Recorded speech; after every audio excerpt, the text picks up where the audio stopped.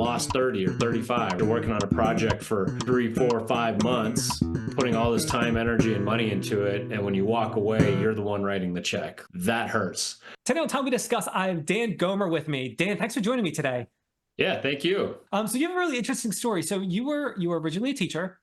I believe you were a science teacher and a coach of some kind. I think it was basketball, if I'm remembering correctly. Yep.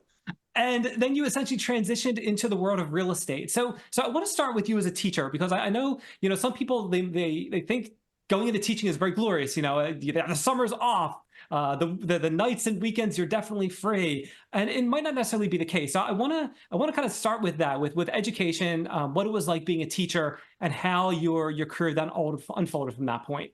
I wanted to be a teacher ever since I was like, I don't know, 12 or 13. I had a middle school science teacher when I was young, actually had me teach a lesson to my peers. And I was in her class all day and taught it to all the different classes.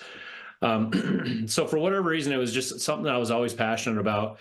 And so I went straight through college to become a teacher. I became a teacher.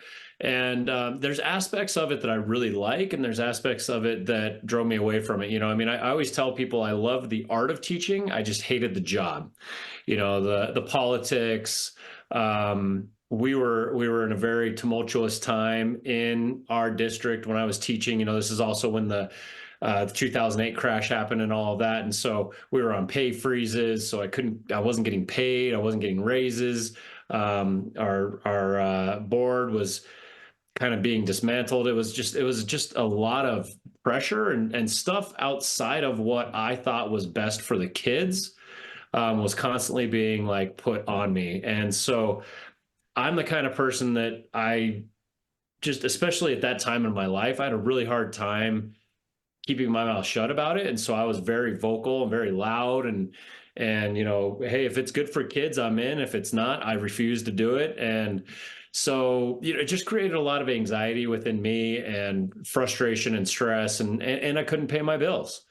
And so although I loved being in education, I loved coaching basketball. I coached high school basketball, and taught 8th grade science.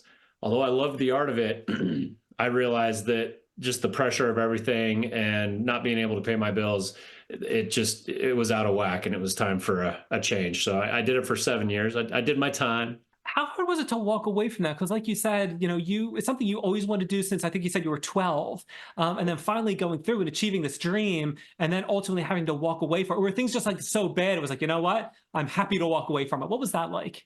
Well, so it was kind of my first experience in realizing that there's a lot of people out there who have reinvented themselves 3, 4, 5 times. I'm always fascinated when I talk to people that are 80 years old, and it's like, well, I was this for 15 years, and I was this for 8 years, and I was this for 20 years. And I'm like doing the math in my head, and I'm like, that's insane. Like 3 full careers they've led. And the reality is I was ready to go. I needed to go. It was not a good fit for me anymore.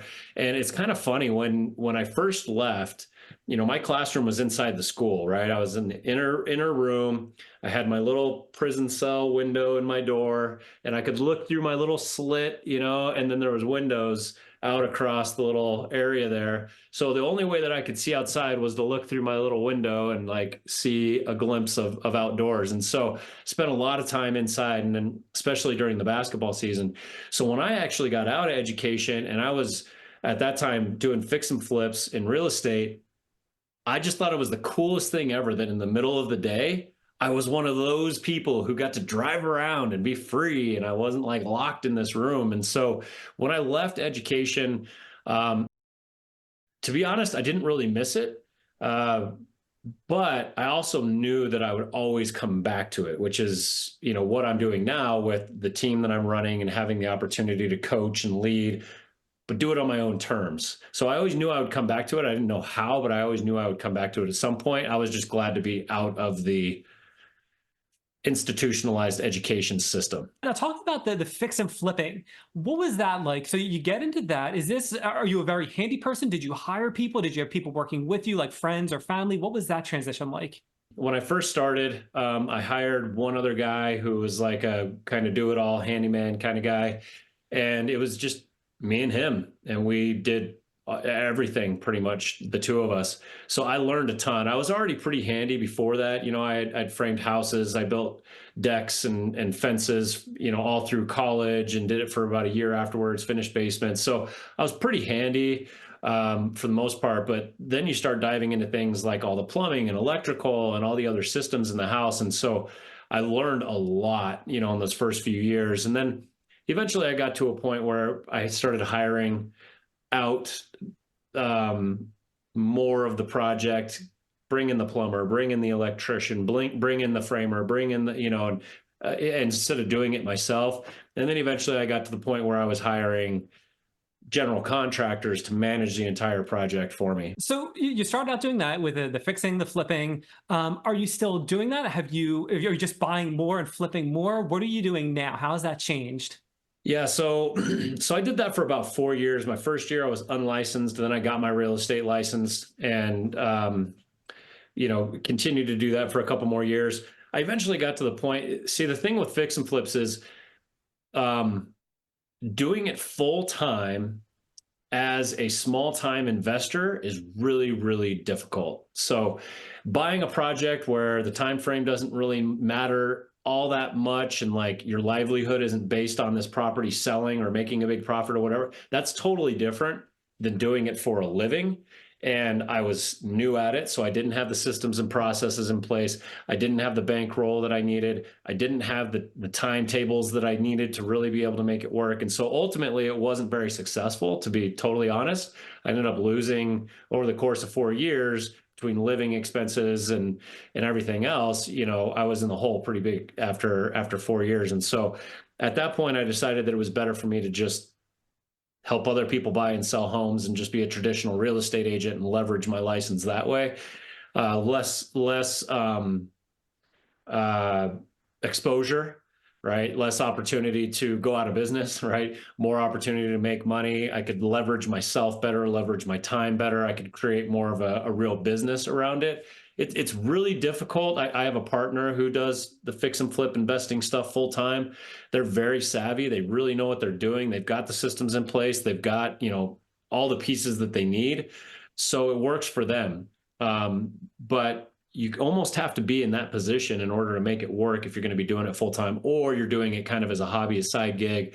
And, oh, hey, man, I made 20 grand. Cool. Kind of thing. And so, yeah, it just didn't make sense for me to stay in that realm for much longer. So that's why I transitioned. So now I still do some rental properties and things like that. I don't really do flips anymore. Not that I wouldn't. I just have not really pursued it or looked to do that myself.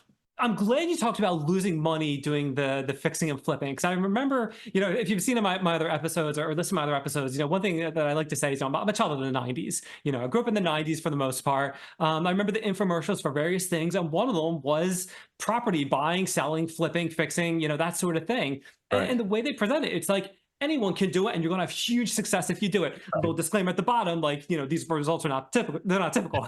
Right. But some comes across that it's like, no, forget the disclaimer. I'm going to do this. Anyone's going to be, hugely successful. So I'm glad Right. that you mentioned that for you. You experienced that the negative side of it. That was such a drastic, has such a drastic effect. I'd like to hear that side. That's awesome. Not awesome for you, but good to hear for. Yeah, and that's over the long term, right? So like my first project, I made 5 grand. I mean, it was a lot of work and it was not worth 5 grand. Like the amount of work that I put into it was not worth 5 grand. The next one I made like 20, and I'm like, okay, now we're cooking, right? My best project, I made 80. My worst project, I lost 30 or 35 or something like that, So, I mean, talk about a gut punch. You're working on a project for, 3, 4, 5 months, putting all this time, energy, and money into it. And when you walk away, you're the one writing the check. Like, that hurts. Paid $35,000 to renovate somebody's house and move them into it. You know what I mean? So I've experienced all of it. But over the course of 4 years, there's just a lot of expenses that come into play, and they'll eat you up. Yeah. So let's talk about you transitioned to being a real estate agent. How did that all start out? How did that go from the get-go? What was that like for you? That was really difficult. So I assumed that, at this point I had my license for 3 years, been in real estate for a while. Everybody knew that I was in real estate. What I had not anticipated was that nobody understood the nuances of what it means to be in real estate. And so everyone just knew I was in real estate, but nobody really knew what I did. And so one day I showed up to a basketball game I was playing, and one of my buddies who I'd been playing with for years, he's like, "Oh, guess what, man? I just went under contract on a house, and I'm selling my house." And I'm like, "What? Like, what? Why didn't you use me?" And he's like, "Oh, I didn't know that you could do that." He ended up using some lady off of Zillow. It was like a complete disaster. And he's like, "Man, I wish I would have known. I totally would have used you." That was kind of my wake up call of like, okay, nobody understands what I do. That's why my phone's not ringing. So that was a turning point for me where I was like, kind of like one of the common phrases, like overplayed phrases, is don't be a secret agent. I was a secret agent. Nobody knew what I was doing. And so it was at that point that I started to kind of change the way that I was running my business. And so, it's really important to recognize that, as a teacher, nobody was teaching me about leadership. Nobody was teaching me about business. Nobody was teaching me about how to operate in the real world, so to speak. I had a job. I would show up, I'd do my thing, and I would leave. And so having no idea how to run a real legitimate business and just being thrown to the wolves is really difficult. The learning curve is super steep, and the consequences are really difficult. And so, at this point in time, I had a 4-year-old son and a brand new daughter, and I was already in debt from the flipping, and my real estate business was not taking off. I mean, it was one of the most difficult times of my entire life. I got very depressed, was just not handling it all very well, and eventually everything kind of came to a head. And one day I had to finally have this realization with myself where it's like, all right, man, like at some point you've got to get over yourself and just do something about this. And I kind of drew a line in the sand in my own mind, and was just like, you know what? Like, I'm tired of being on the pity pod and being the victim. Like, I'm going to go make something happen. I'm going to prove to myself, prove to the world, prove to whoever that, I'm not a failure and I actually can make this thing work. And it was at that point, that was like 2015 ish. So that was, I'd been working on that transition for a year or two. At that point, I finally was just like, that's it. I've got to figure this out. And that's when I really started to kind of figure out the intricacies of the business, really trying to figure out how to be a business owner, starting to be consistent with everything. And once that started happening, then my business consistently grew year over year over year over year over year. So let's go back to education for a second, because this is something that I can relate to, and I've talked to several people, both as part of this program and outside of the program. I feel like there's some things that from a human being perspective, there's some things we should learn when we're in school and we just don't. And the one thing I like to talk about is taxes. You never learn how to do your taxes. It should be something super simple because everyone has to do it, but you never actually learn in school. At least in my school, Right. no one learned how to do that. When it comes to starting a business, you don't learn the fundamentals of how to do that. So going back to your education, did you went to school for teaching? Did you end up going back to get any kind of business credentials or certificates to help your business? Did you do anything like that? With real estate, there's a lot of like certifications and things like that that you can get. So I got some certifications. I got a couple with negotiation, certified negotiation expert. Eventually, I got a certification called a CDRE, which is a certified divorce real estate expert. That flew out to California for a week and learned from judges and attorneys and all this stuff, like how to work in the divorce world of real estate. That was the best educational experience I had throughout my entire real estate career. Learned a ton. Started kind of working that business for a while, and then COVID hit, and that kind of went away. But so yeah, there's tons of training out there in the real estate world. There's people who make an entire career out of teaching real estate agents how to build a business, and so I did a lot of those trainings and things like that. And ultimately, what I found was they all kind of have their thing, but there's these pieces that all overlap. Like if you think of a Venn diagram, there's the spot where all of them are teaching the exact same thing. So what I did is I figured that out, and then I took that small cluster of things, and then that's what I really focused on. And it's really simple. It's just staying in touch with people that you know, building relationships, offering value, and in an authentic way, asking for referrals, like really simple stuff. And when I started doing that consistently, that's when things started to really take off. I've heard that before with other entrepreneurs that I've spoken with, the idea of networking and being authentic and building relationships, how huge that is to the success of both for-profit and nonprofit organizations. So it's nice to hear whenever these themes repeat themselves, it's nice to hear that. So the one thing you spoke about was, I forget what the acronym was, but it had to do with people that are going through divorce. So Yeah. what other specialists exist? I know there's probably, residential real estate agents, commercial real estate agents. Are there any other specialists? I'm going to call them for lack of better words. One of the things that's actually really challenging in real estate is there is 1,000 different ways to make money in it. So even when I was flipping and I first got my license, I spent a lot of time in the classroom because I was just trying to figure out different ways to make money. I mean, there's short-term rentals and long-term rentals and commercial and residential. And then within residential, you can do divorce, you can do, probate, you can do regular sales, you can be a listing agent or just a buyer's agent, first-time home buyers, and on and on and on and on and on. So there's lots of specialties. But for the most part, it's really residential and commercial.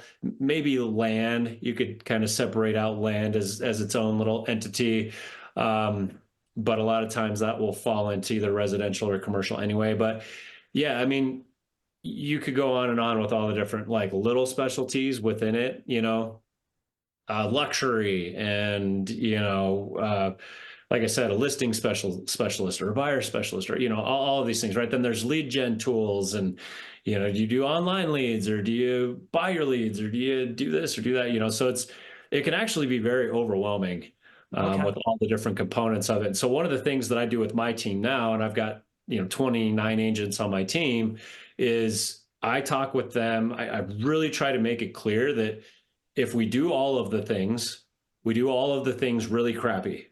If we do one or two things, we can do one or two things really well. So it doesn't really matter which avenue you pick, just pick one and become an expert. And when you're an expert at that, then consider layering on another one and become an expert in that. Then consider layering in another one. So you're slowly building up over time, but in each facet, you're an expert. And so it makes it easier when you add that next layer on. You already know how to become an expert at something. So when you add that next layer on, it becomes really easy to become an expert at that. One other thing I wanted to mention too, before we delve more into your actual business, you talked about rentals. So a lot of times you hear people say, or I hear people say, I want to buy a rental, or I want to buy a house, fix it up, use it as a rental, or I'm moving, and instead of selling my old house, I'm going to use it as a rental or an Airbnb, which form of a rental, obviously. But that kind of like what I was saying before about the fix and flip, you kind of think about like it's all great, it's all gold, but I'm sure there are a lot of headaches that go along with that, or potentially could go along with that. So what could that be like? What are some of the things you might experience as someone that is renting out your property? Owning a rental in California is going to look very different than owning a rental in Florida. Number one, the politics are vastly different. And number two, the markets are totally different. Florida is very friendly to short-term rentals, that their whole economy is based on people going to Florida to visit and catch some rays and, all that kind of stuff. So there's a lot of factors to consider. There's a lot of places maybe in the East Coast or Midwest or whatever, where you can get into neighborhoods where you're buying really crappy properties, but the cash flow really well. But you're going to run into totally different problems than you're going to run into owning a rental here in Littleton, Colorado, where I'm at. So just from my personal experience, owning local rentals, my biggest headaches were just staying up with law changes. There's been a lot of law changes in rentals in Colorado recently. It's becoming increasingly more friendly to the tenant. It's making it really hard on landlords to be able to manage their properties properly, and it makes it really cost prohibitive to be able to maintain them properly. So So there's issues like that come up. I had some places in Florida, and the problem with that is I didn't really understand the market, and so I got bit down there because I got into a bad deal. So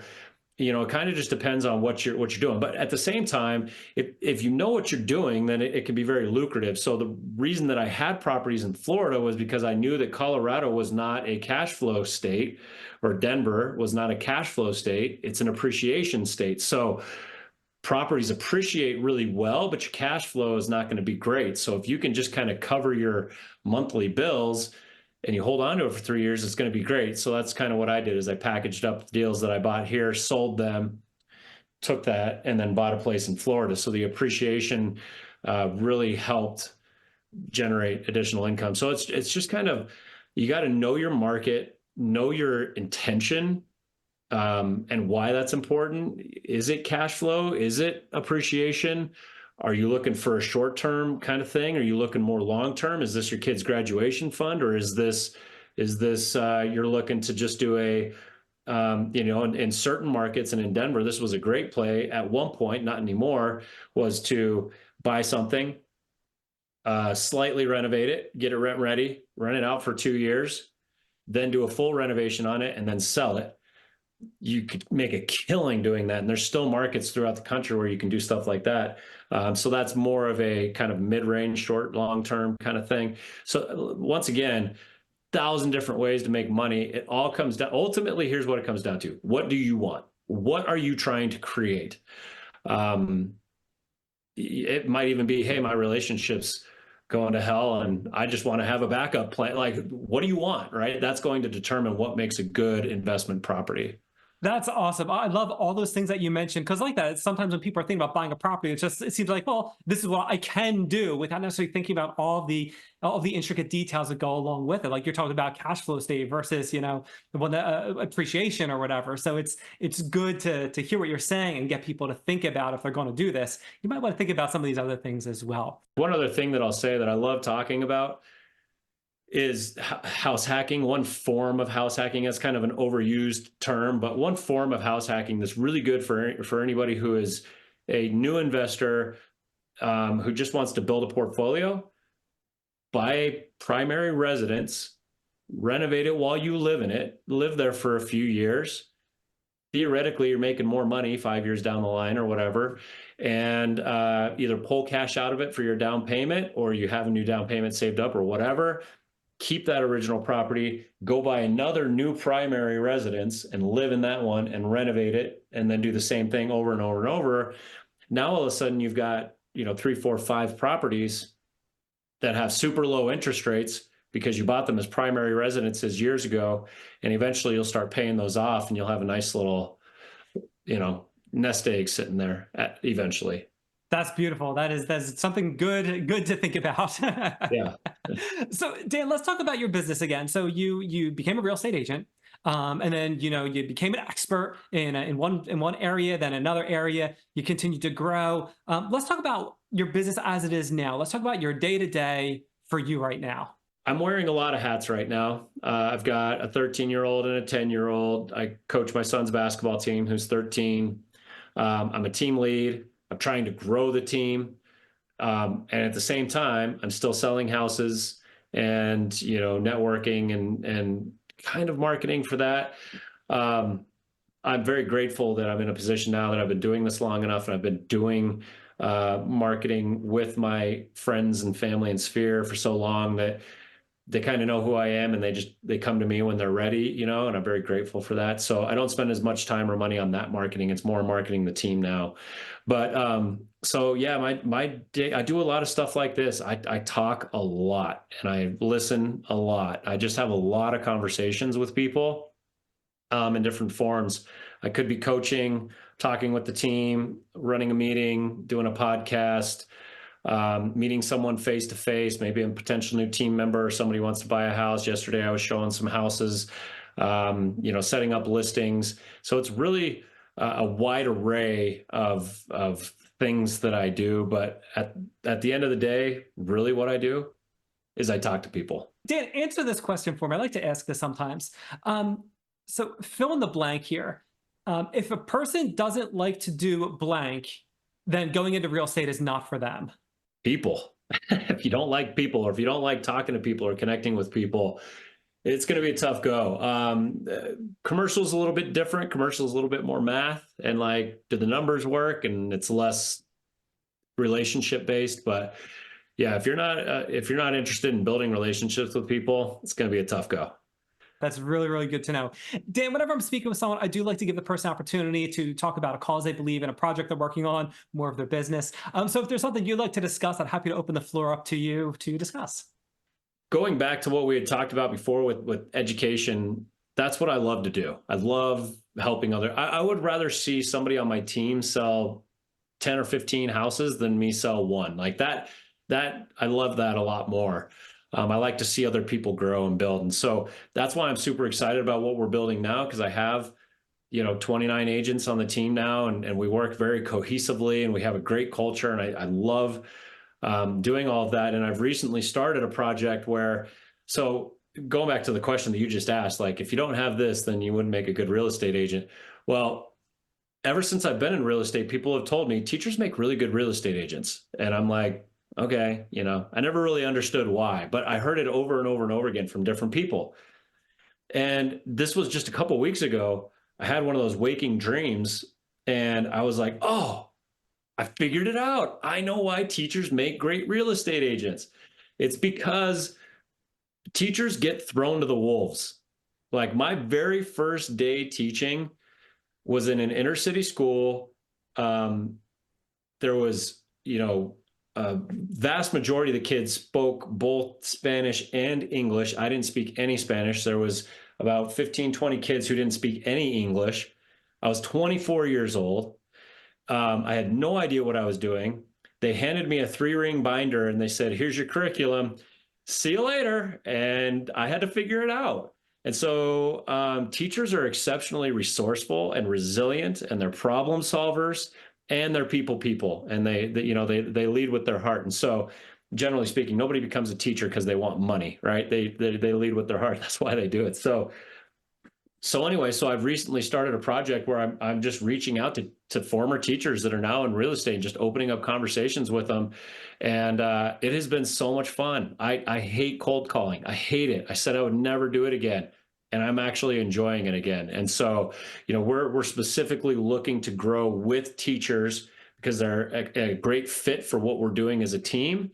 And they're a lot of fun to work with, and they're usually pretty successful within real estate. And so this is like one of those passion projects where, like, when it clicked, I was like, yes, this is what I'm going to be doing for the foreseeable future. So I'm really excited about it. So Dan, I'm curious, if someone wanted to be part of your team, can you work internationally? I don't know how like real estate laws go. Do they have to be in Colorado where you are? How does that work? Yeah, so I'm with a company called EXP. We're nationwide and global, right? So we're in 24 different countries in all 50 states. So the really cool thing about EXP is because we're on a virtual platform, it allows us to. That's actually one of my goals, is to eventually branch out into other markets and find a teacher who wants to be a leader in another market, and then show them how to duplicate what I'm doing and grow their own team out in another market, in another state, or even another country. And it's all under one umbrella, which is super cool. So it allows a lot of flexibility. That is really, really cool. I'll make sure I get all that information from you. I'll put it in the show notes, in the description. I'll put it on my website. So if people are looking to get more information, they can easily get that information and find their way to you. Awesome. Thank you. I appreciate that. Absolutely. Dan, it's been absolutely awesome having you on Time We Discuss. We learned about what it's like to go from teaching to being in real estate. Thank you. Appreciate your time.